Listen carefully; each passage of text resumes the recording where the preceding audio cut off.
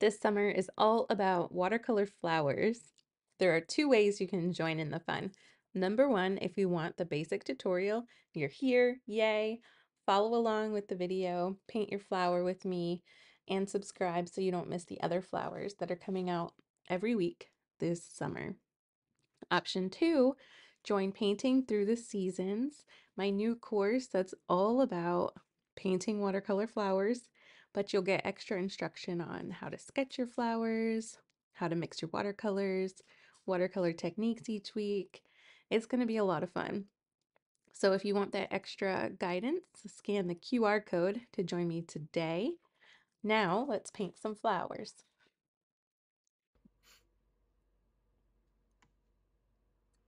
We have our begonia sketch, and I'm going to start with the center, and I'm using cadmium yellow medium to add in those rectangular shapes in the center of the flowers. And remember, this is the first layer, so we can always define things as we go. I want a reddish color for my flowers, so I'm using Scarlet Lake, but I'm lightening it up a little with water because I don't want bright red. I want it to be muted, just a touch. Remember to allow your colors to blend and bloom when they're wet to give you some extra special effects.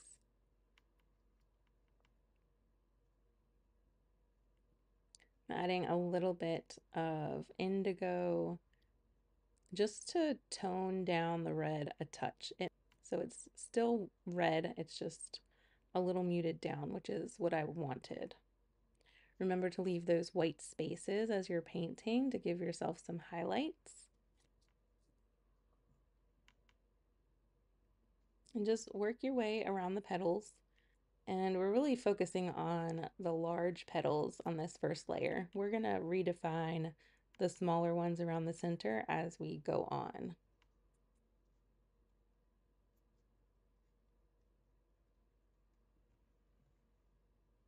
Remember, you can always drop in more color to let it bleed and blend around your flower. That will just give you some extra interest as it begins to dry.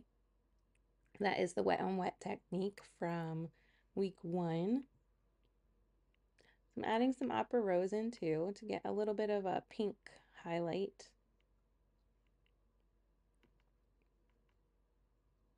So feel free to dab in whatever colors you want because really I am doing some realistic colors for the flowers in this series, but you don't have to. You can go completely abstract and try out some really interesting techniques as you go about your painting. I just dropped in water drops there. You can see them starting to make blooms, which is really cool.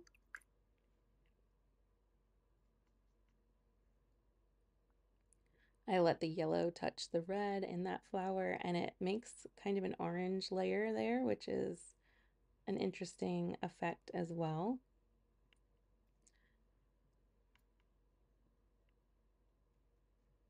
Remember, this one is facing the side, so the petals are a little flatter and thinner because they're facing away from us a little bit. So again, dabbing in these colors to make blooms. And look at those blooms already from the water on the big flower. So cool.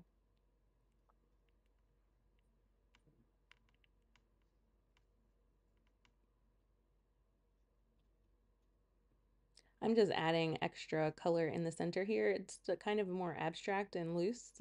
Like all of our flowers are loose, but that's just kind of adding a little extra color. Like there was another flower behind them or something. More blooms. Remember to practice that this week. See how you like it. Now this flower is pretty much facing us again. It's close to the size of the one below, but it is slightly smaller, so you have a little bit of difference there.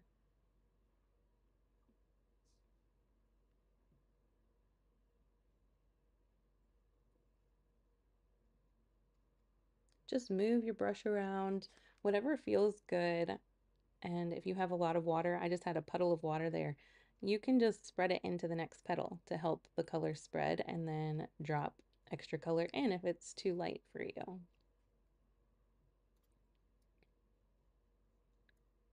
So these are looking pretty good. This is only the first layer and I'm really liking how these are turning out.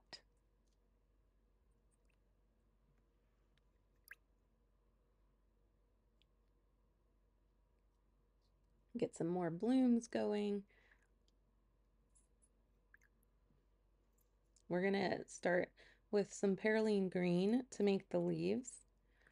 And I'll probably mix in some cadmium yellow medium just because I like to get that hint of yellow green as well. But their leaves are pretty dark, so we're going to start with the perylene green. If your flowers are still wet, remember that that's okay. Let it blend and bloom. And try to capture those jagged edges, since that is one of the main defining characteristics of these flowers.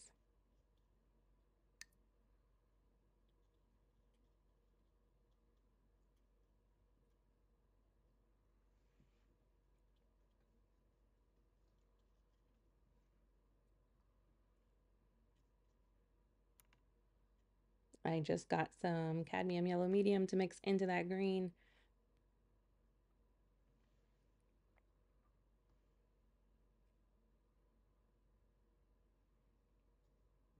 My flower is still wet up there, so it is going to bleed into the leaf, which is going to look really pretty.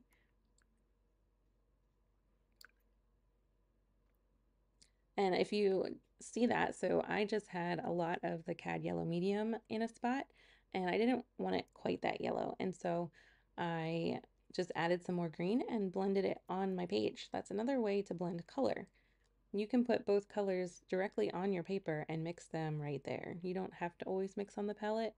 I typically do, but play around with it and see if you like starting to blend on your paper right away. So I love this color that we made. That's a little bit of green gold in there as well. But remember, you can get close to the color of that yellow green using the cad yellow medium and your perylene green. You don't have to have the green gold. It's just fun to have.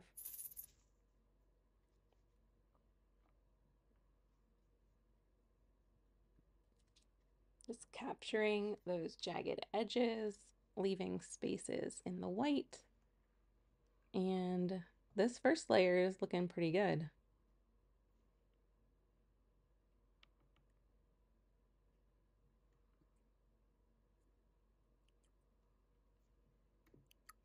I'm going to add some more water to make blooms happen. And then I think we will let this dry.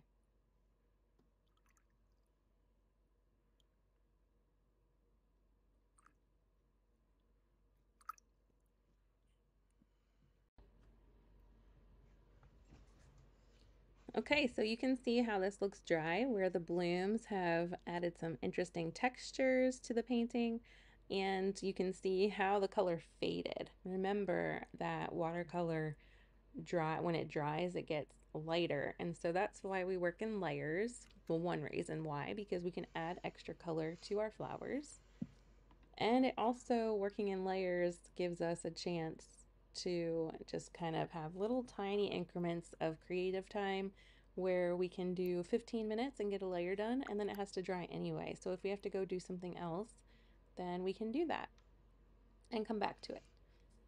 So I'm going to start to define the tiny petals around the center. If you look at the reference photo again, the top one especially, or the first one especially, you can see one of those forward-facing flowers and the tiny petals around the center. And so I definitely want to capture that in this painting, the little petals. And so I'm just using Scarlet Lake again to define those petals.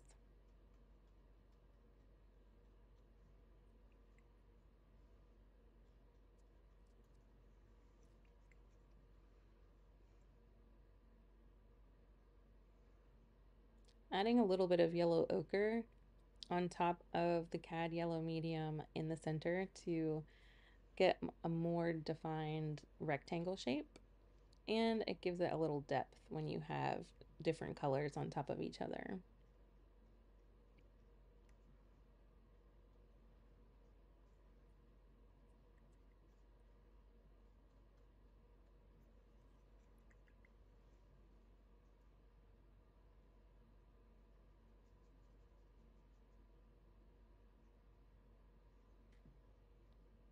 Just adding some more of the inner petals on this flower, using the Scarlet Lake and some of the Opera Rose. And you can see my Opera Rose is a bit messy. It's not really pure Opera Rose anymore. It has a lot of blue in it, so it's a bit purplish, which is fine for right now. I have to refill that, so I have pure Opera Rose again.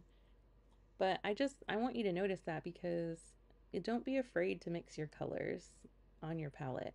You can see how messy my palette is, and I just feel like it gives my colors something unique because there's always something else mixed into them. And so even though I am going for a red, it's definitely still red, but it does have hints of other colors in it. And so it's just kind of an interesting way to make your paintings really your own. So I'm adding these lines to help define the petals as well. When lots of flowers have those veins, I guess, defining the petals. And so I'm doing that with paint on this layer. And then I may do more with the Inktense pencils on the final layer when we do some details.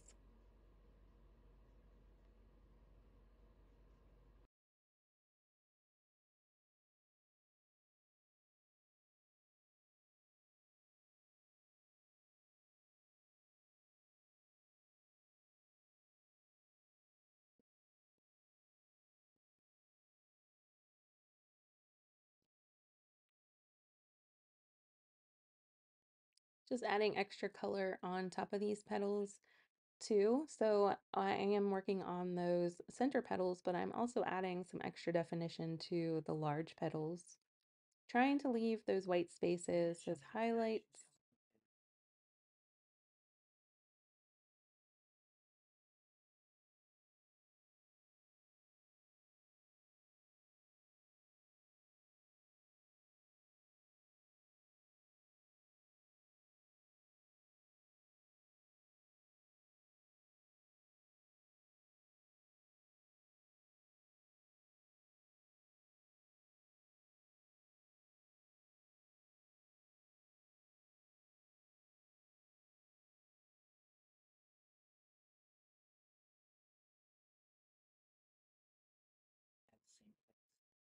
Now we need to work on these leaves a bit. We need to add some definition. They are looking really cool with those blooms, so definitely play around with those. I'm going to add the veining in to help add some definition here, because I want to see the textures that we got from those blooms. And so you can see I did that dark line down the center and then used water to spread it out from the center. And that's just kind of a little technique to be able to keep it dark in one area and then spread it out to make it lighter as you go. And that's allowing me to see the blooms underneath. And this will be a technique lesson further down the line. Just, I believe next week we're doing the graded wash, and that's pretty much what this is. So you'll have a better understanding of that next week.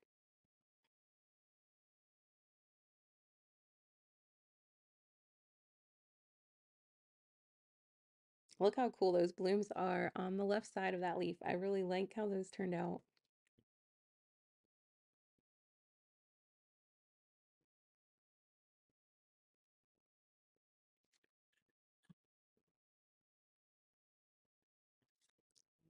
Let's add a bit of the dark center on the final leaf, and we will let this dry again and then work on the next layer.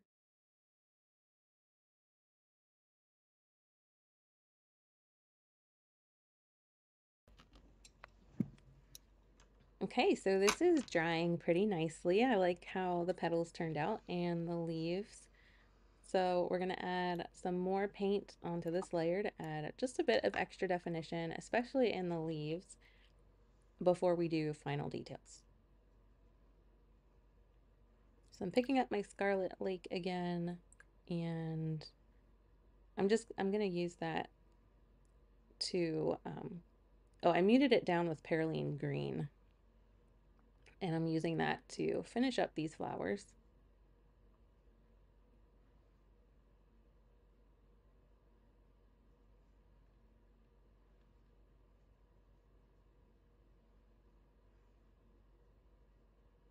Just adding a little extra definition to the tiny petals in the center. So you can see now it looks like they have some little highlights now because I put the darker paint on top of the paint that was already there. I'm also going to try and define the edges of some of these petals.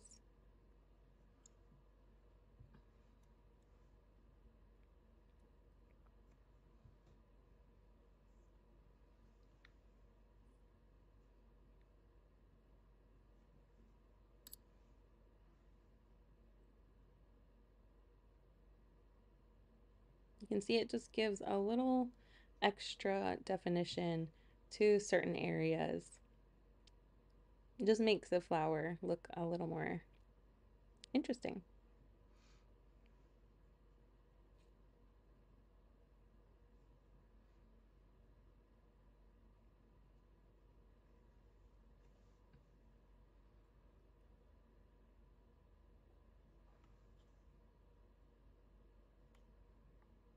Remember, you're not striving for perfection. You're trying to keep it loose and free and getting the idea of the flower and the expression of the flower, not the realistic flower. That's not what we're doing here. We are just painting loose. I find it's more relaxing um, and free. And that's just my style. I'm sure there's plenty of realistic artists who this would drive them crazy because it is so loose and they want the perfection, and the perfection perhaps relaxes them. But for me, that is not relaxing. And so I love to do these loose and expressive paintings. And that's what I want for you too. So, no perfection, just keep going. If it starts to look a mess, try and keep going a little bit further. And then if it's really a mess, then start over. It's not a big deal. It's just some paint, right? All right, let's define this petal a bit better because the green blended in a lot there.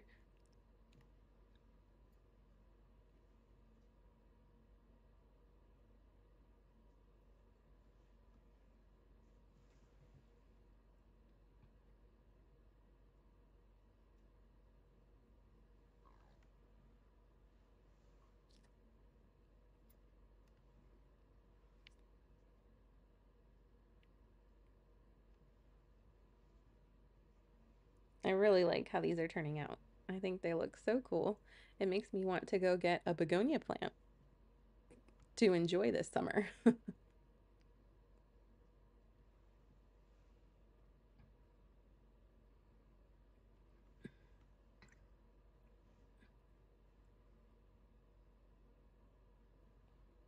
All right, I think it's time to add some more definition to the leaves. I'm gonna paint in the veins, the center and the veins on these ones. And we'll see how that looks after we do it.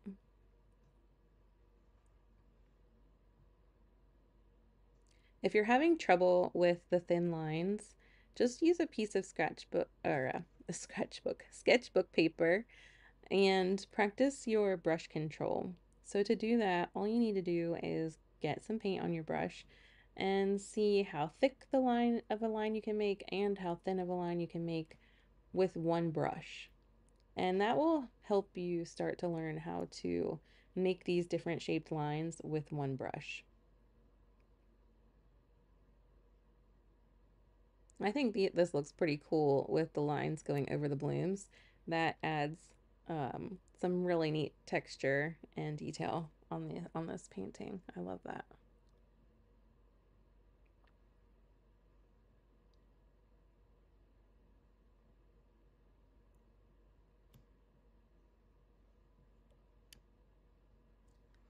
All right, I think that looks pretty good for this layer, and we will come back and finish it up with a final detail layer. All right, it is dry. It's time for final details. I've got my Derwent Inktense pencil. I'm going to use some of that. I'm going to use some regular, like #2 pencil, and some splatter, of course. So I'm just adding extra vein definition to the leaves with my Inktense pencil.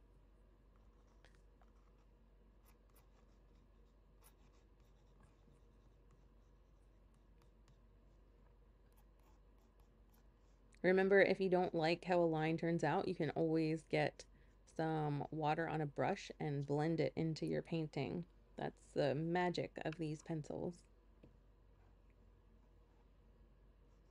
I also have this orange one. I believe the color is Flame. I'm going to use that to add some extra veining to the flowers. Even though I did some of the veining in with some paint in the one, I realize now that I didn't do it in the other ones, which is funny. But this will tie it together anyway, using the pencil to add the detail.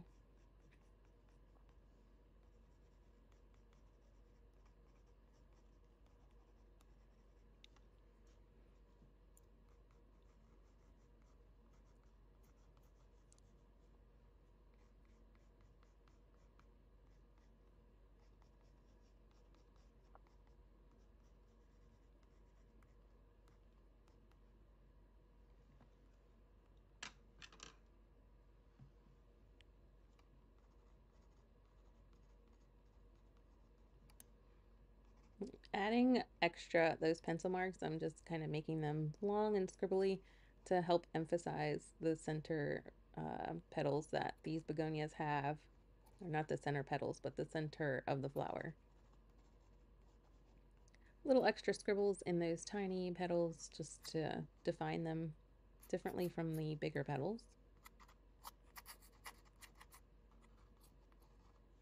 Don't be afraid to scribble with it wherever you want. And now we need to add some splatter. You don't have to, but it's fun. So I'm going to do some red.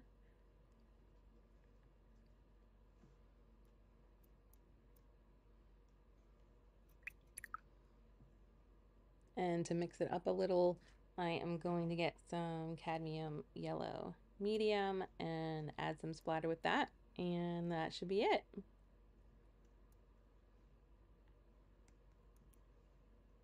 I hope you had fun with these. I can't wait to see what you make.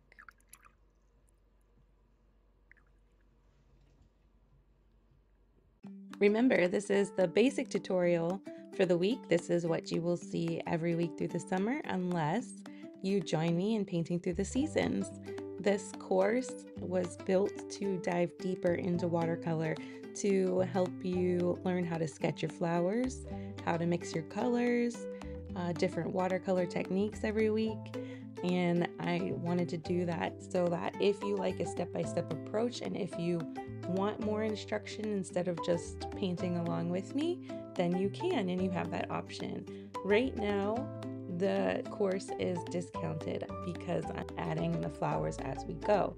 And so after summer's over, the price will jump up. So jump on that discounted price now, and I will see you in there.